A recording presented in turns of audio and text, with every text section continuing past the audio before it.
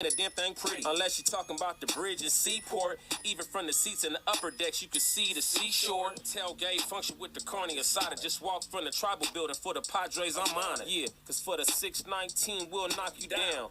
Anything for the Brown, put it on the town. Started back rocking the Brown.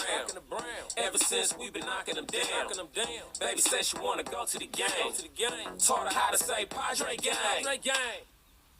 What's up, everybody? Welcome to episode 245 of the Talking Friars podcast and YouTube show. I'm your host, Ben Fadden. The Padres lost to the New York Mets tonight, 7-3. The series tied 1-1 now. Game 3 is tomorrow, a little after 4 o'clock here on the West Coast on ESPN. It'll be Joe Musgrove on the mound for the Padres against Chris Bassett. Tonight, they had Snell on the mound, and things didn't go so well. 6 walks. He walked more guys than hits he allowed. Was definitely not what Yu Darvish was in game 1. There were some questionable decisions. One questionable main decision by Bob Melvin, leaving in Adrian Morejon there. We'll get to a lot of that. And what's next? Am I confident going into game 3?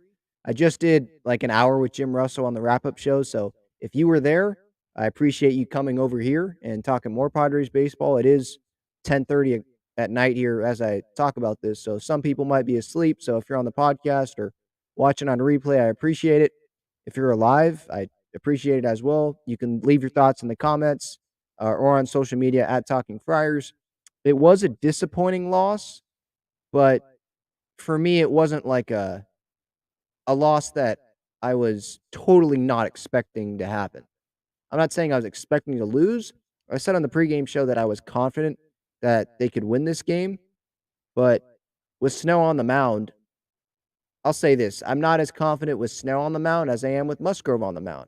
And so that's why going into this series, I wanted Joe Musgrove on the mound in a winner-go-home situation. So whether that was if the Padres went down 0-1 and they lost game 1, I wanted Musgrove game 2. If they won game 1 and they lost today, lost game 2, I want Musgrove on the mound game 3, and that's the situation that we have. I think going into game 3, we'll talk about game 2, obviously, what happened tonight, but going into game 3, I think you have to be confident in this Padres team. I mean, they're in a better situation than the Mets. Nationally, the pressure is on the Mets. They already have gone through their 2 best starting pitchers, not Darvish, Scherzer and DeGrom. They're done. They're not available. They have to rely on Chris Bassett, who didn't pitch very well in his last start against the Atlanta Braves last weekend when they were trying to win the National League East. So they didn't have to play us in the wild card series. The Padres, on the other hand, they have Joe Musgrove on the mound, and you can make an argument that he is their second best starter. And it's not Blake Snow, it is Musgrove. Through the course of the entire season, I think it is Musgrove. Musgrove's number 2 behind Darvish. And in a winner-go-home situation, I'd rather have the fresher bullpen, which is the Padres, and I'd rather have the better starting pitcher. And I think the Padres have that as well.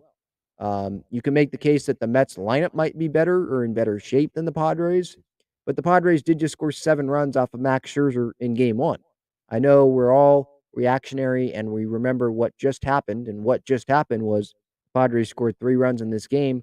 One of them came on a bases-loaded walk by Ottavino late, but they did pounce on Max Scherzer in game 1. That did happen, and there were still some encouraging things that we saw from the offense today. So I'm definitely taking the optimistic point of view heading into game 3. Hader's available. He hasn't pitched yet this series, so he will go for however long that he can, I would think. They also have Garcia and Suarez on a day's rest after using them successfully in game 1. Tim Hill hasn't been used yet. I thought he should have been used tonight, but he has not been used yet. So the bullpen's in a good spot. I wouldn't. I mean, this is the guy I want on the mound tomorrow, Joe Musgrove. I'd rather have him on the mound than Snell. There's no one else I'd rather have on the mound for the Padres tomorrow. Maybe other than Darvish, but Musgrove, that's the guy. He wants it just as much as we do. He is a Padres fan. He's not just a player on the team, and so I think that matters as well. And so I'm confident going into game 3. But tonight, yeah, it was disappointing. Blake Snell, 90 pitches, didn't make out of the 4th inning. 2 earned runs, 4 hits, walked 6 guys.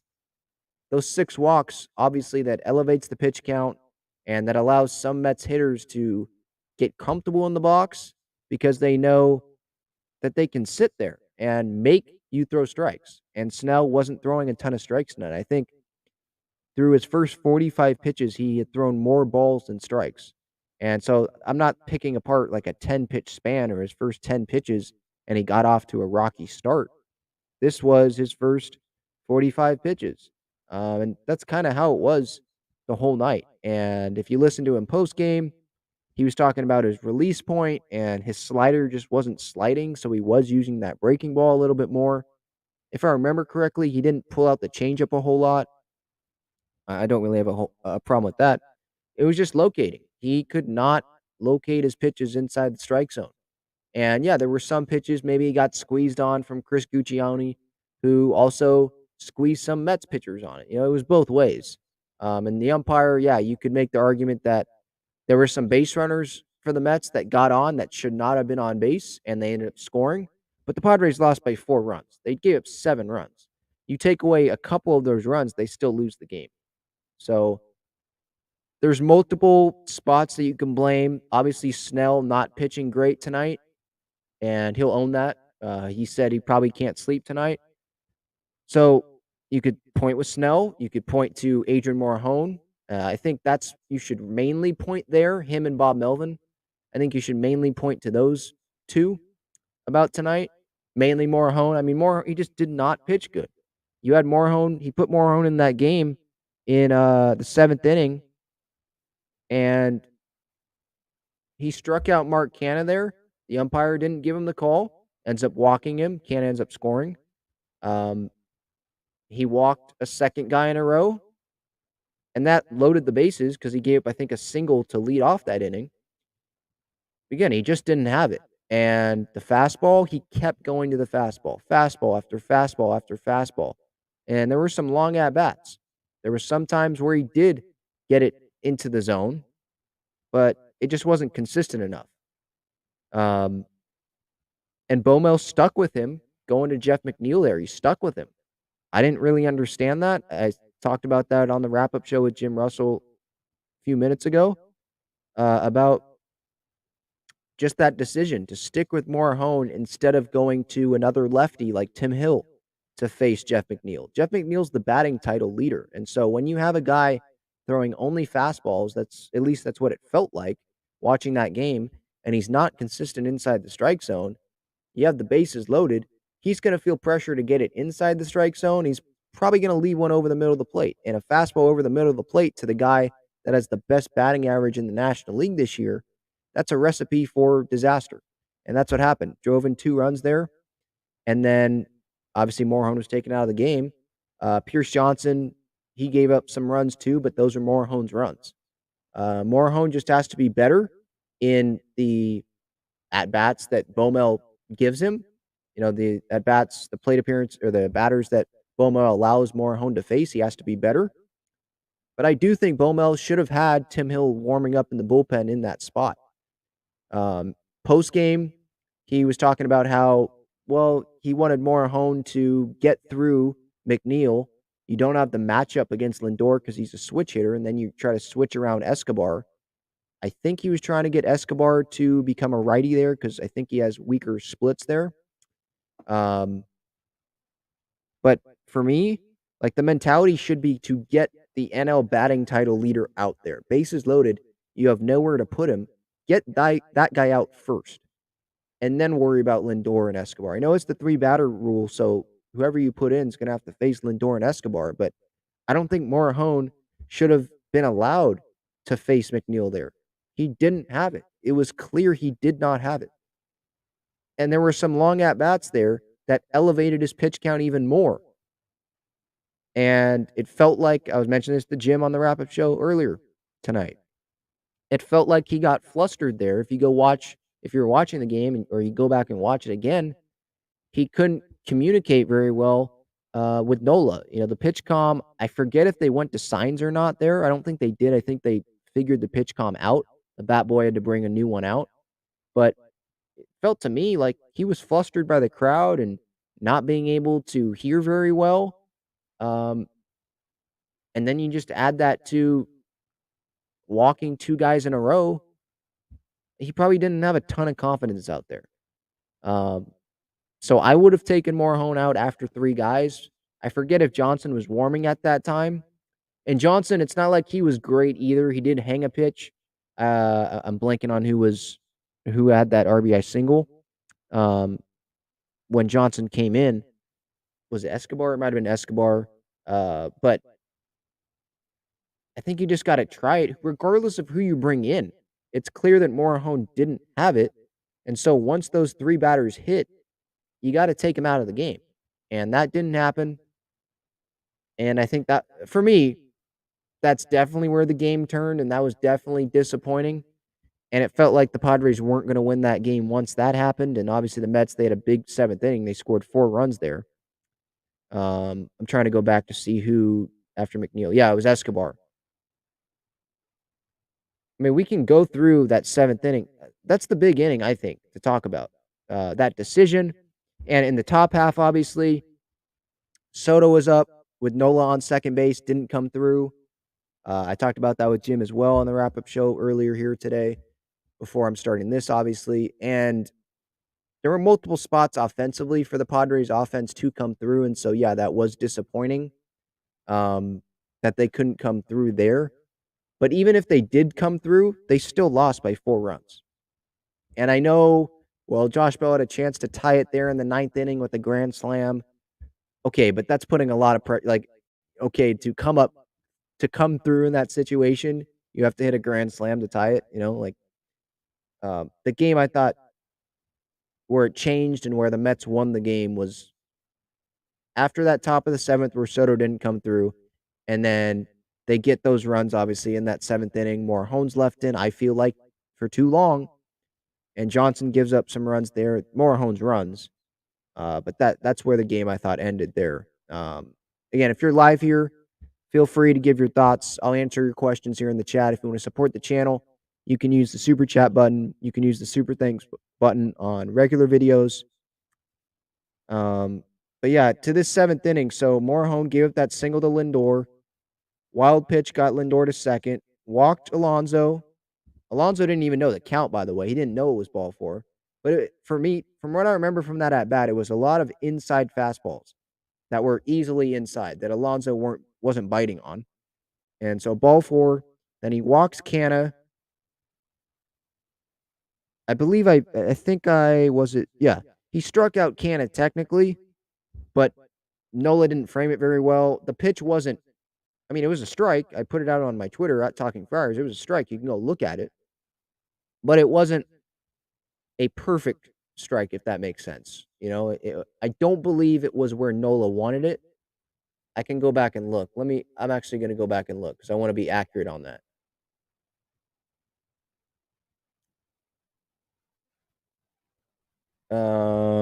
Nola, yeah, it was not where Nola wanted it. I'm watching it again. Nola wanted it down, maybe out of the zone, to be honest. It was a 2-2 pitch, wanted it down, and it ended up being inside. It was still down on the zone, but it ended up being more inside. It was a strike, but I'll say this, more of the ball was outside the zone than inside the zone, but that doesn't matter. If it touches the zone at all, it's a strike. But I could see why the umpire didn't call it. It was just inconsistency from Morahone with the fastball. The Mets hitters knew what was coming. It was fastball, it was fastball, it was fastball. He'd mix in a breaking ball there, but they knew what was coming. It was a ball or it was a strike fastball, probably down. He just wasn't effective enough. That's the bottom line. I don't agree with Bomel's decision there to leave Morahone in to face McNeil. I think you should have had someone warming when, to me, watching the game, it was clear that Morahone was kind of flustered by the moment. The crowd was loud. I understand that, but he just has to pitch better in that situation. Edwin Diaz, he came through. DeGrom tonight, I mean, he was electric to start out. Grisham hit a home run off of him. huge from Grish. I mean, homering back-to-back days off of Scherzer and then DeGrom. Talk about keeping yourself in the lineup. I mean, I think he would have kept himself in the game 3 lineup regardless, even if he didn't homer at all in this series, in these first 2 games. But, I mean, just huge. And it felt like watching DeGrom pitch. It was 100 miles an hour, and yeah, that's obviously really tough to hit. We can't hit that. But for major league hitters, you just make one mistake, that ball can be gone. Like Grisham didn't put a hard swing on the ball.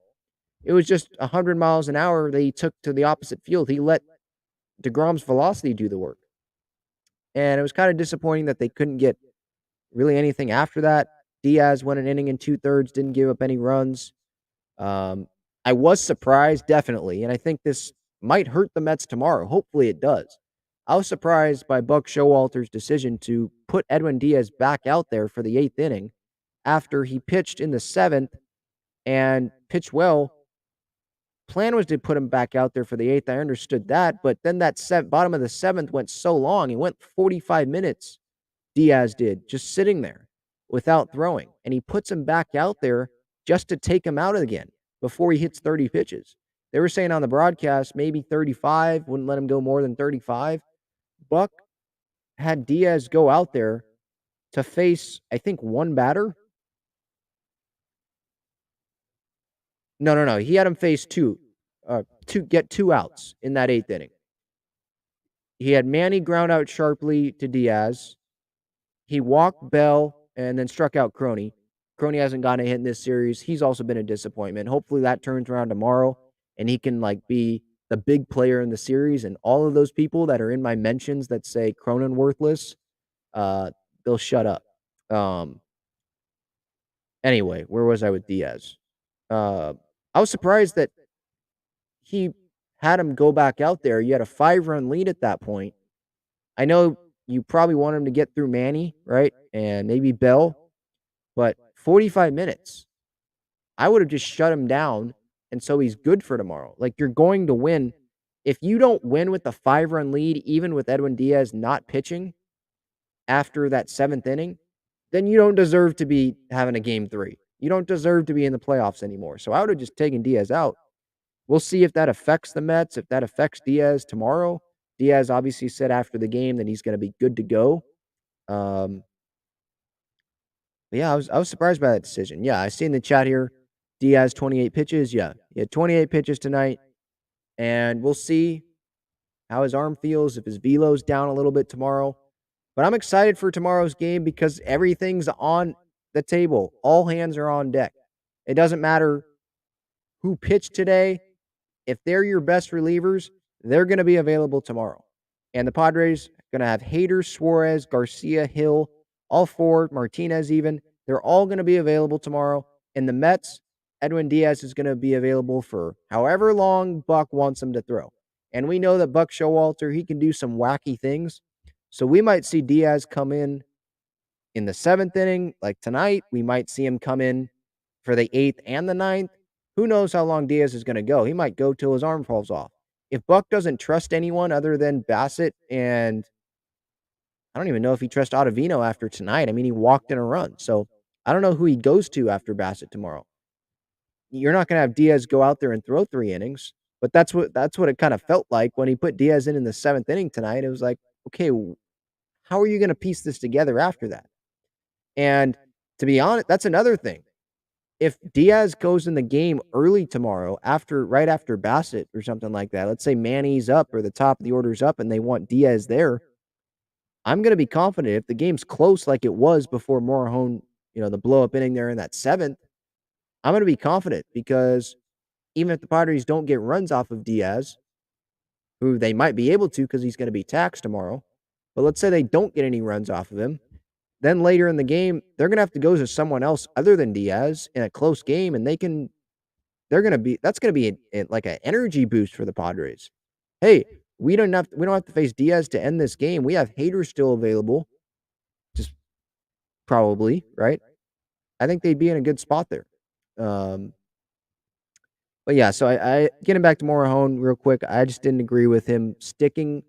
I didn't agree with Baumel sticking with Morejon when I thought it was clear he didn't have it tonight.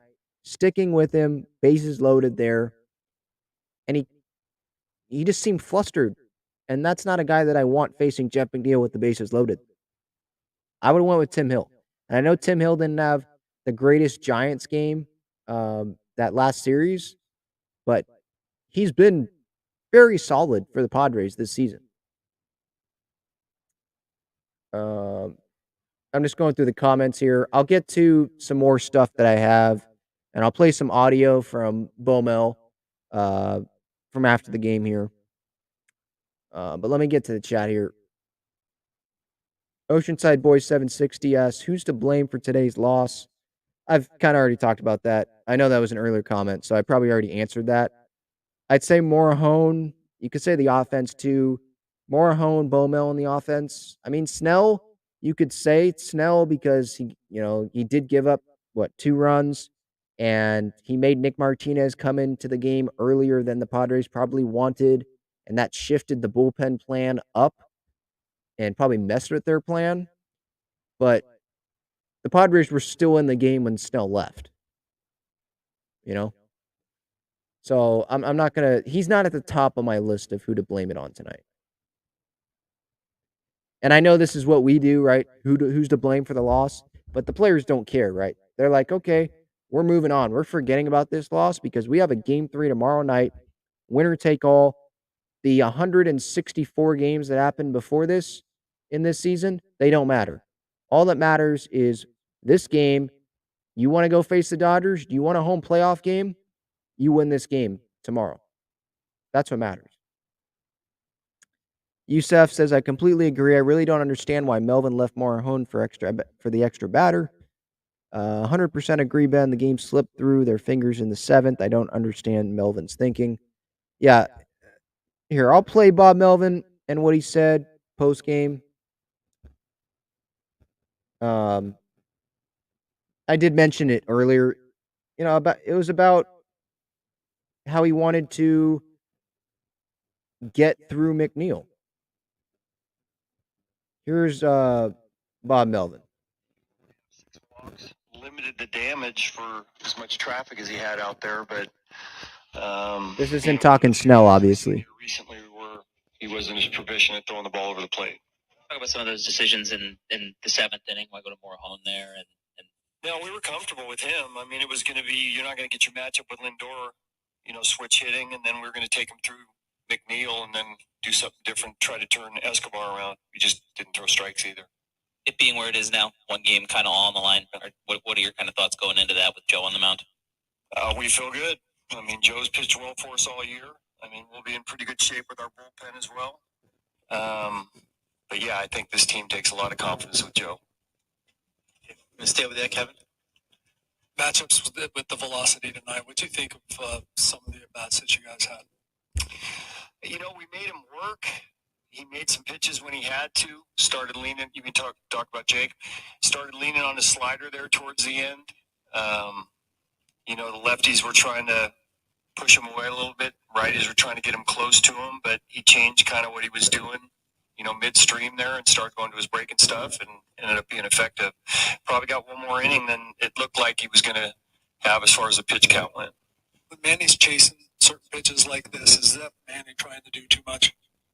That, and I think, Jacob's pretty good about throwing that fastball away and extending the slider off of it. So, by the way, that question by AC, come on.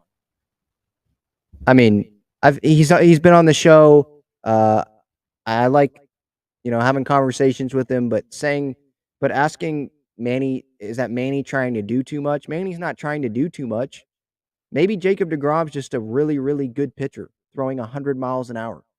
And 100 miles an hour up in the zone, that's pretty enticing to swing at. Maybe deGrom's just one of the best pitchers that we've ever seen when he's healthy.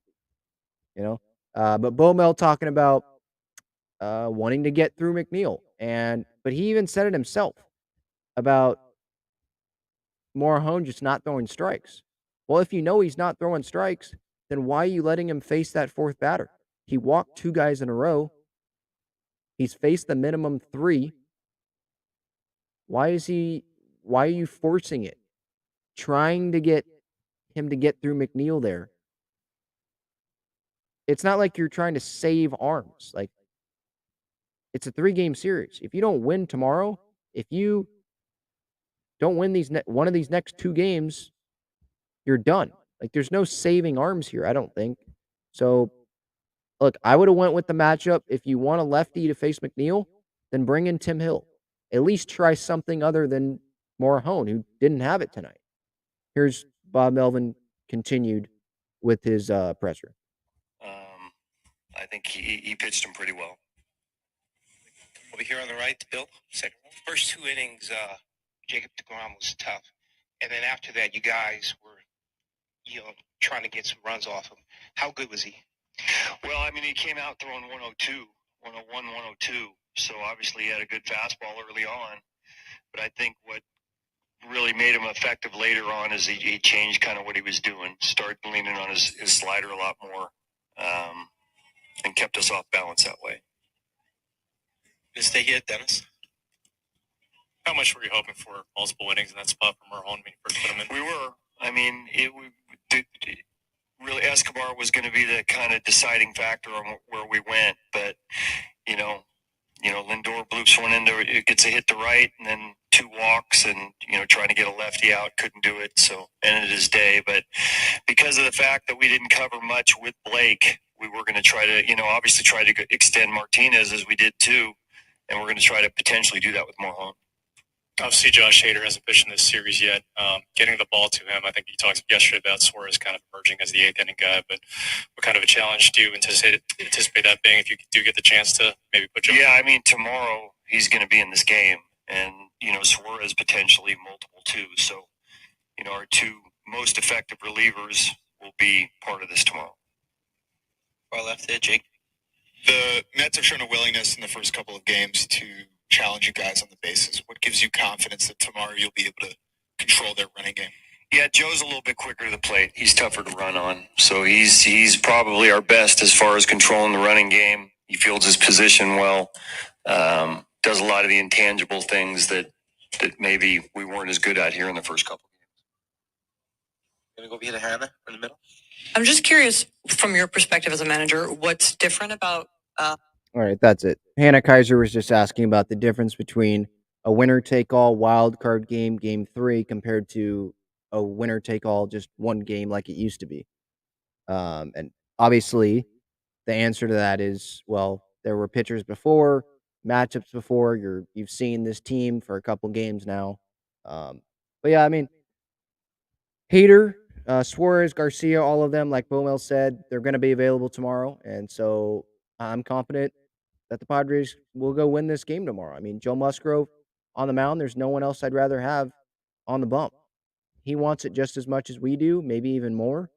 And he's had a history with the Padres of grinding through starts against great teams like the Dodgers. Even if he doesn't have his best stuff, he can go 5-6 innings still and keep the team in the game. That's what the Padres need tomorrow, because Chris Bassett's not Jacob deGrom. He's not Max Scherzer.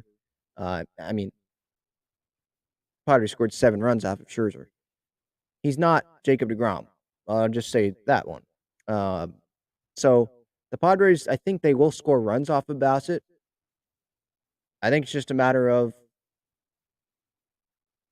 how many times can they come through with runners in scoring position, because we did see them not be able to do that really tonight, right? The 5th inning, what was it? Profar had the RBI down the right field line, but then it was 1st and 3rd, 1 out. Manny and Bell both struck out. You had the 7th inning, Nola was on second base, and you had Soto strike out, right? Or not strike out, excuse me. You had him ground ball to, I think it was Diaz. So there were spots there that they didn't come through with runners in scoring position. I'm not mentioning the 9th inning because it's bases loaded. I mean, I guess that's a spot, but 2 outs, bases loaded. I'm talking about like when it was a 1-run game, not a 4-run game. And we were just hoping that a grand slam might happen. So for me, can Joe keep the Padres in the game? I think they can tomorrow, or I think he can tomorrow. How many times can the Padres come through with runners in scoring position? I think that's what it can come down to. I mean, the bullpens, yeah, that's going to be important. But in terms of like Bassett against DeGrom, that's what I would look for. But yeah, getting back to tonight, I do want to spend some time on some other guys in the lineup that I want to see get going. Because we can talk about Manny and focus on Manny, or we can focus on Soto a little bit. But Manny did homer yesterday in game 1. Soto did, I think he had 2 hits tonight. He did have some hits tonight. But yeah, of course, I mean, you're paying him a bunch of money. Soto, you traded your whole farm system for. So yeah, you'd like them to come through. You want to expect them to come through. But it is baseball. You are facing good pitchers on the other side of things. And so yeah, tomorrow, if they don't come through and the Padres lose, I think then we can definitely be more critical of them. But I'm not gonna sit here and, bash Manny and Soto right now because the series isn't over. They didn't have to win tonight. And I'm not saying that Manny and Soto went up there saying, "Oh no, we can suck because we won game 1." They were trying. But they didn't have like the pressure. It's not like they had all the pressure on them to do something today or else the season's over. They have that tomorrow. And both teams do. So I think it's going to be, I'll say this. I think it will be better to be critical of them then if things don't work out than for it to be now. The series isn't over. They could come through huge tomorrow, and anyone on Twitter that was criticizing Manny, saying or that trying to say that he shouldn't be swinging at that pitch up against DeGrom on the strikeout, and he's striking out multiple times and just not helping the team tonight. You're gonna look dumb tomorrow if he does come through. And so I'm waiting on giving my full thoughts on Manny and Soto in this series and Crony as well and everyone else offensively in this series until this series is entirely over. I think that's only fair. It's 1-1. Some guys had big performances in game 1, and some guys didn't have those same big performances in game 2. That's baseball, right? It's a series for a reason. They went to a series for a reason, not to just do a one-game playoff after 162. Now it comes down to one game tomorrow, but it is a series. So there's going to be ups and downs game to game. And you hope that tomorrow isn't up for the Padres, if you get what I'm saying. So tomorrow's game, it's at 4:07 on ESPN. Musgrove against Bassett. Only game tomorrow. All attention in the baseball world. I know NFL's supreme and blah, blah, blah, blah, blah. I couldn't care less about that now. It's all about the Padres. The baseball world, it's going to be focused on Padres-Mets. Baseball wants this, right? The marquee, the big matchup that they put in prime time all 3 nights was Padres-Mets. And that's what they're getting tomorrow, game 3. The Mariners came back from down like 8-1 today to beat the Blue Jays, which that's amazing for the city of Seattle. I'm so happy for them. The Phillies won against the Cardinals today. The Guardians, big walk-off bomb against the Rays to send them to the ALDS to face the Yankees. That was in Cleveland. I'm blanking on the Oscar Gonzalez, I think was the guy's name. I had barely heard of the guy when he hit that walk-off home run. But that game took forever, but great pitching in that series. Tomorrow, Padres, only game, Padres-Mets. And so this is the Padres' chance to literally have the league take notice and have everyone look and just embarrass those writers that voted for the Mets to win the series. 31 experts from ESPN, 27 of them picked the Mets to win this series. That MLB.com list saying the Padres had the worst pitching staff, postseason pitching staff entering the postseason, the 10th best, offense entering the postseason. This is their time tomorrow to prove all of those people wrong and embarrass all those people and maybe repost that stuff on social media after they win the series. Like, this is their chance. They want to shut people up. Here you go. The Padres, they had to beat DeGrom or Scherzer. They did that. And probably secretly inside that front office, they're like, I'm fine if we go 1-1. DeGrom and Scherzer, those are elite pitchers. We beat one of those guys. I'll take my chances with Musgrove on the mound in game 3. Snell, they had game 2 after winning game 1. And it was kind of like tonight, okay, we'll see what happens. It wasn't a must-win game, so I was fine with them having Snell game 2 today. I still don't really understand why they announced that before game 1, because if they lost game 1, then what if Snell pitched today and that would not have worked out well if the same thing happened? The season would have been over, So, I'll say this. I'm really glad that Musgrove's on the mound tomorrow. There's no one else I'd rather have. I think the front office, I think the manager, the coaching staff are also very confident, and they're happy that Musgrove is on the mound tomorrow. And the Padres, they're in a better spot. I still believe this. They're in a better spot than the Mets going into tomorrow's game. Doesn't mean they're going to win tomorrow's game, but they're in a better spot. They've got the healthy pitching staff, the healthier, or maybe not healthier, but fresher pitching staff. Every pitching staff is probably banged up, but they've got the fresher one. They haven't used their closer yet. Suarez hasn't given up a run since August. Luis Garcia pitched well on Monday, or no, not Monday. He pitched well on Friday. Nick Martinez will be available, and they got their grinder on the mound tomorrow. And the offense, I think they'll show up more than they did tonight. They face an easier pitcher tomorrow than Jacob deGrom, right? DeGrom is out of the way. It's not like they're having DeGrom pitch game 3. They've already had to face him. They get Bassett. So it's probably a sigh of relief for the Padres as they head back to their hotel. All right, let's get to some more chat here. What's up, Padres Station? What's up? Oh, sorry. Let me put this user in timeout. I apologize for that. Keith asks, how do you think Soto played? I think he could have played. I'll say this. I think he could have come through better, or just come through today. I mean, yeah, he had some hits, but like in that 7th inning, 5 straight sliders, felt like he knew what was coming, or at least I knew what was coming, but then it just wasn't the best swing on that pitch that he grounded out. So I think he's played fine, but when you trade your whole farm system for the guy, I think it's okay for fans to expect Soto to come through in that situation. And if he doesn't come through tomorrow and the Padres lose, I think he's going to face some criticism.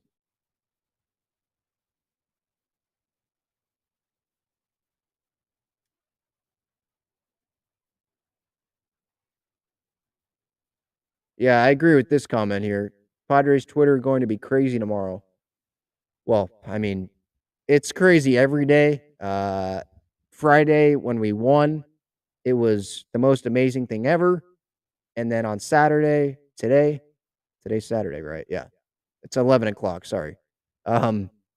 Today when they lost, everything, people are worried. I did see some optimism, kind of like the same viewpoint I'm having about Musgrove and being confident because it's Joe Musgrove on the mound tomorrow and our bullpen's in a better spot than the Mets. But yeah, there's I would say a good amount of nervousness on social media, but we're fans, right? There's going to be nervousness. Is nervousness a word? I think it is. Yeah, Bassett's pitching tomorrow, Keith.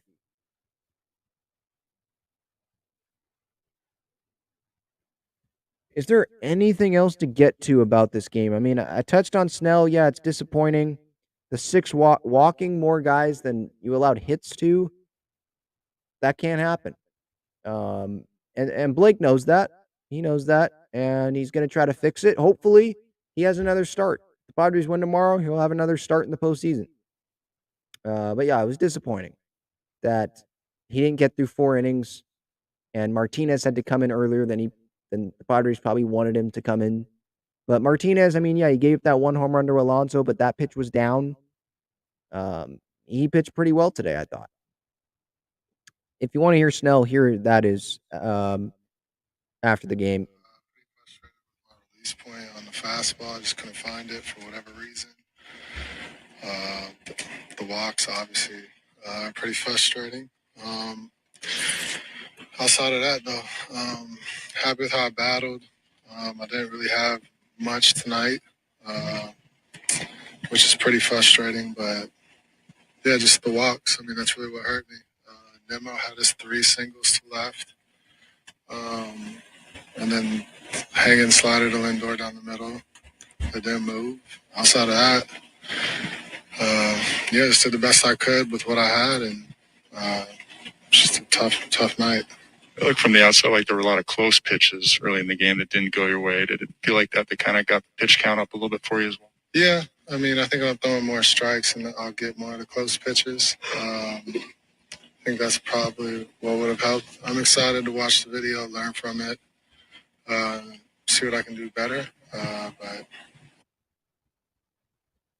yeah, just a tough one. Had to battle all night, but kept the team in it. Sucks that I only went 3 1/3, and the bullpen had to cover the rest, so that's pretty frustrating. But yeah, find a way to get better for the next one. You mentioned the release point. Is that something that's just maybe adrenaline related? You're just rushing a little bit, or not necessarily? I don't know. I'll figure it out. But it was just off. Like I could feel it. Just even the inconsistency of the pitch. Like I just couldn't locate it like I've been doing the last month or two. So I don't think adrenaline got to me. I think I was in a really calm state. I didn't think there's nothing to that. I felt really good. So yeah, just find it, work on it, clean it up by the next one. That should be good. At some point, you went to the curve quite a bit. Was the slider not working? Yeah, it was just like it just wasn't sliding. It was just hanging. Even the last one that I threw to Nita, it was just like a backdoor hanging slider that I got lucky with. So I'll find it. I have an idea of what I was doing, but we'll work on it, figure it out, and then I'll have it back by the next game. You say you didn't have your best stuff. At what point did you realize you didn't have it and realize you had to battle? Yeah, in the bullpen, I had my best stuff. I mean, I was nasty in the bullpen today. But I think honestly, the first, because I was, 29 pitches? Yeah, I mean, I could kind of tell there. I was like, all right, we're going to have to battle. We're going to have to get in the zone more. But, yeah, early on I could tell, and I was like, all right, let's just battle, and let's try to just throw as many zeros as we can. And, yeah, so the walks probably are the highlight of what made me so mad today. The hits, I mean, there was one guy that hit me 3 times. Outside of that, pretty good. So let's limit the walks and we'll be fine. What is that like to be out there in this moment, this stage, having to battle without your best stuff? Like, I mean, I'm good enough to where I should be able to go at least 5. So it's going to be a frustrating one. I mean, I'm not going to be able to sleep. I know that. But, yeah, it's frustrating, but got a good team here and win one tomorrow and give me another opportunity to help us win another game. So there you go, Blake Snell. So what I mean, he kind of had me dying when he said he was amazing in the bullpen. He was nasty in the bullpen today. That doesn't matter, unfortunately. I could be nasty in a bullpen that I went out through in my backyard right now, you know. But yeah, he knows what was happening more than us. It feels like velocity looked good. It was the release point. Slider wasn't sliding, so he was going to different pitches. Didn't have his best stuff, and seemed like he's pissed off about the walks, just like we are. Right, those extra passes, those free passes. You know, they didn't earn them. He's not upset about the hits, right? Brandon Nimmo got him a few times, but that was pretty much the hits from the Mets. I think they got 4 hits today off of Snell. He walked 6 guys, 10 base runners in less than 4 innings, 4 complete innings. 90 pitches, more than half, barely half were strikes. So he obviously wants much more strikes to be thrown than 47 out of 90 of them, right? That's not good enough. I'm just trying to go through innings 1 through 4 just to refresh. You know, the walking Nito, right? Walking was Nito was the 9-hitter. Walking the 9-hitter, can't do that.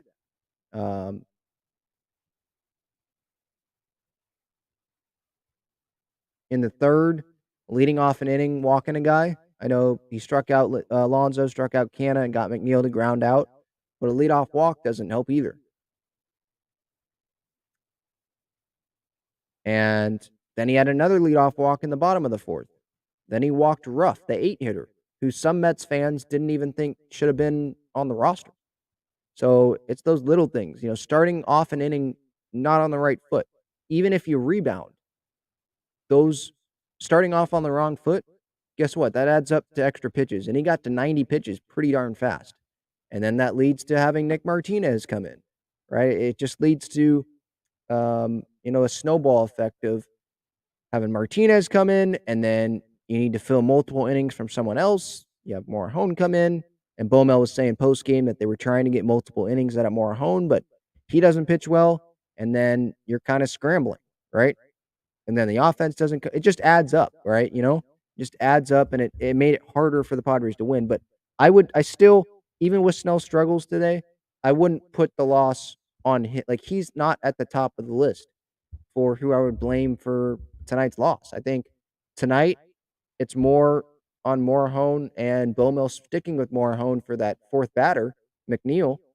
You could say Pierce Johnson, but I'd say probably Morejon and the offense. But it's hard to blame the offense when they were facing DeGrom. Grish did hit the home run off of DeGrom. But then also, there were situations in the fifth and the seventh that they didn't come through. I'm not going to talk about the ninth. I'm not even including that because the game I thought was over then, even with the bases loaded. I try to, keep the faith in all that, but you need a grand slam to tie it, and there's 2 outs. And Ottavino, he wasn't finding the strike zone as much as he probably wanted to, but at the same time, he still has nasty stuff, right? So kind of a weird angle he comes from as well, at least I think. So I'm more talking about the fifth and the seventh, where it was a close game. Still, it was 3-2, I think, at both of those times, and they couldn't come through there. So I'd say Morejon in the offense. Points of blame, if that makes sense, for tonight's game. Keith asks, he says, crazy stat, we're now 0-10 with Chris Guccione behind the plate. Yeah, Jim Russell was telling me that stat on the wrap-up show tonight. That was not the reason why the Padres lost, but sure, yeah. I mean, I had it in my notes here. That seventh inning, Morejon struck out Canna, but Guccione didn't call it. He then walked Canna. That adds up to more pitches. That loaded the bases. That walked to Canna after he walked, I think it was Alonso, throwing a lot of pitches inside there. And once he walked Canna, I thought he should have been taken out of the game. But he should have struck out Canna. Would have been 1 out in that spot. I forget how many outs it would have been. But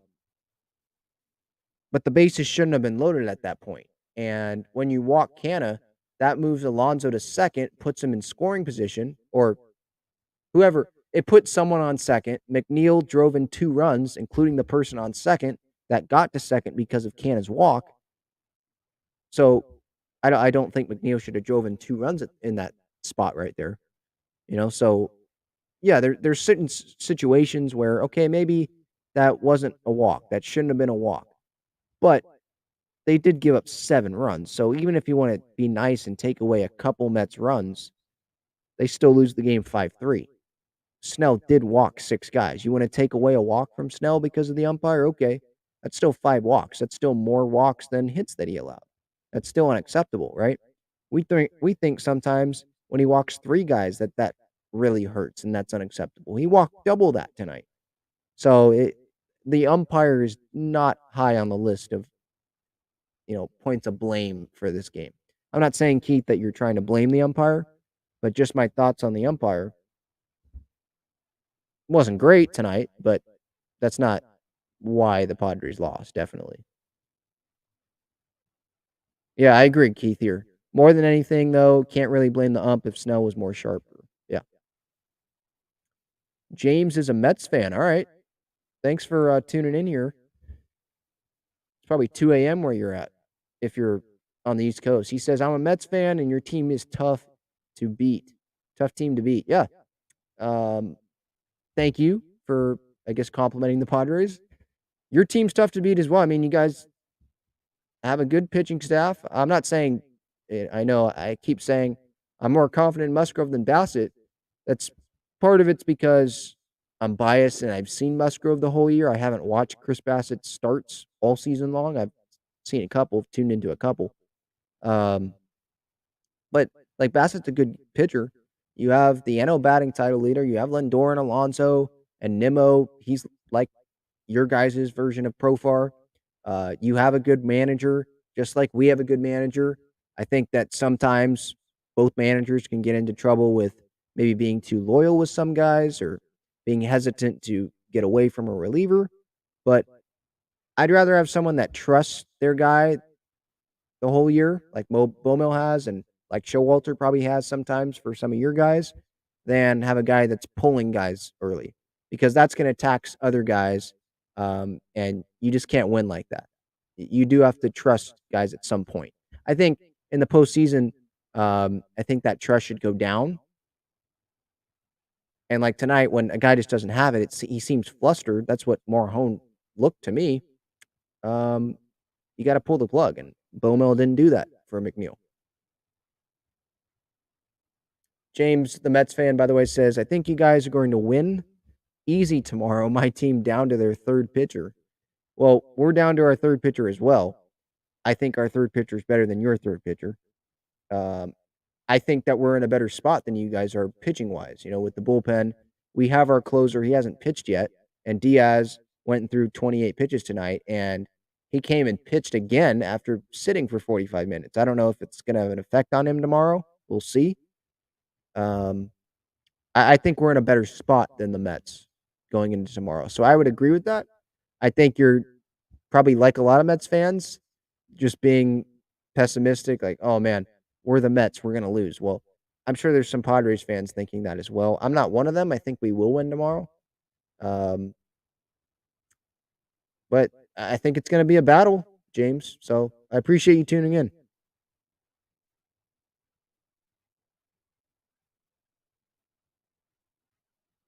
Yeah, James here says, if the Mets pitchers aren't perfect, we pretty much lose the games.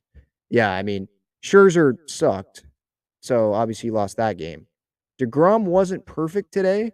He did give up a couple runs, but the Padres pitching was not perfect at all either. And so that definitely helped. And Diaz was good, and Ottavino gave up a run, but the Mets offense came through more, especially the seventh inning. They came through more than the Padres offense did, right? So that's what happened there. James asks, are you a Charger fan and Laker fan? No, neither. No, neither. Those are LA teams. I don't do with LA. No, definitely not. Nope. I am San Diego through and through. I did work for, while I was in New York. I was in New York for college, so I do have some New York ties there for a little bit there. And I did work for an NBA team in New York. So I root for that team, but anything else, it's San Diego, really. I guess we could talk a little bit about the ESPN broadcast if you guys want to. It's pretty much going to be me saying the same thing as I did yesterday on 244, episode 244, reacting to game one. Just there were some things that it was clear the ESPN announcers were riding the Mets and they wanted the Mets to win.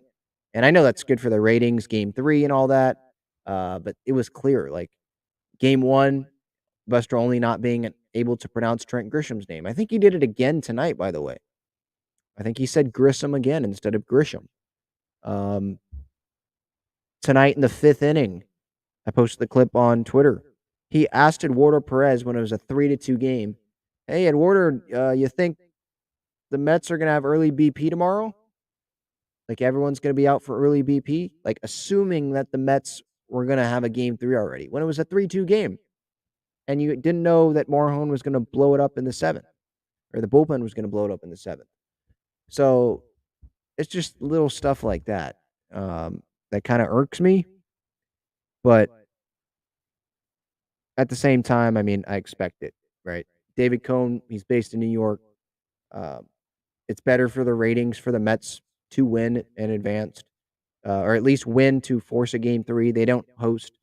They don't have the division series games. I think that's Fox and TBS, so it won't matter for them. But I know they wanted a game 3. But I mean, riding DeGrom, and yesterday when the Padres were having their moment, they were winning on Friday night in game 1. And it felt like all the focus was on the Mets. Mets this, Mets that. And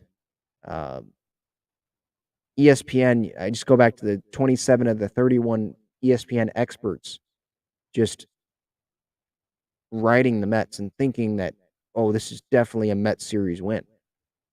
And I don't know, it just kind of irks me. Padres, hopefully with the win tomorrow, they will get ESPN's respect, and ESPN can focus on the Padres winning that game and advancing to face the Dodgers than them focusing on, oh man, what a terrible, disappointing season this was for the Mets. If like the Padres are up 4-0 or something late in the game tomorrow, hopefully they're focusing on the Padres and that success than the Mets, but I doubt that's what would happen. But tomorrow again, Musgrove and Bassett, Padres, that's the only game on tomorrow.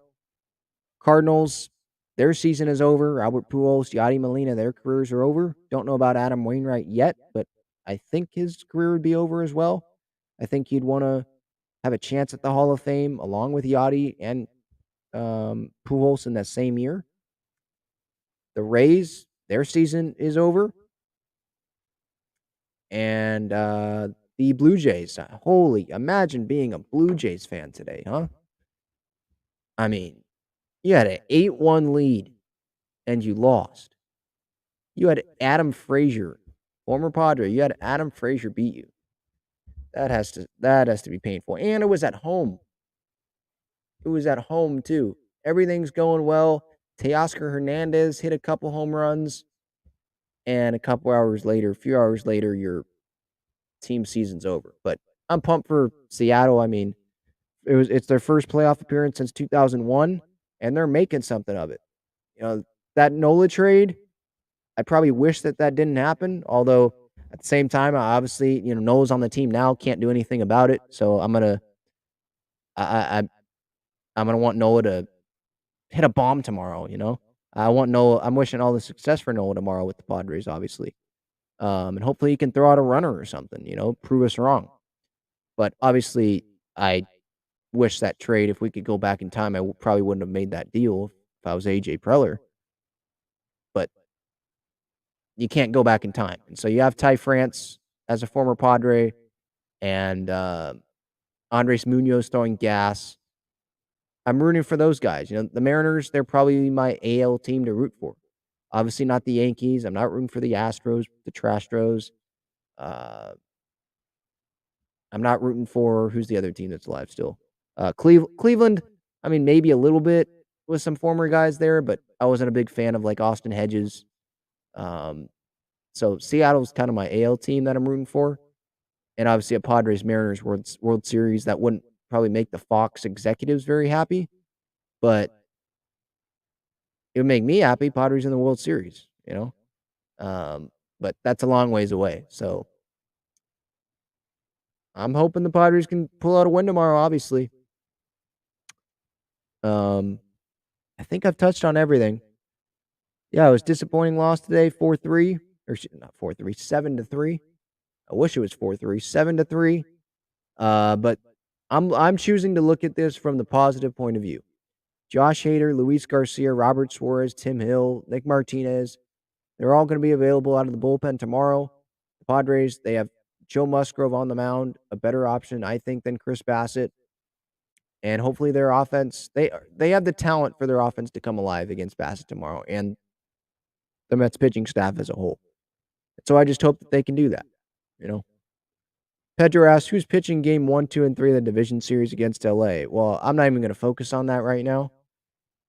It would probably be Clev game 1. I don't know about the rest, but I'm not going to focus on that. They need to win game 3 on Sunday night, and then they can party and then worry about the NLDS. I'm not even worrying about the division series. If you're thinking about that, you're overlooking the Mets, and I don't think that's a smart thing to do. So, as we get out of here, thank you so much for tuning in. This episode's brought to you by GAGLIONE Bros, famous cheesesteaks and garlic fries. GaglioneBros.com is the website located on Friars Road inside Petco Park, inside Snapdragon Stadium. Check them out if you have not already. Great cheesesteaks, garlic fries, cheesesteak fries. I definitely recommend them to you. You're definitely missing out if you have not checked them out already. But that's going to do it here for me, Ben Fadden, signing off. Padres Mets Game 2 reaction episode. Hopefully the Padres can pull out a win tomorrow. All right, see everybody. Thanks so much for tuning in. Go Pods.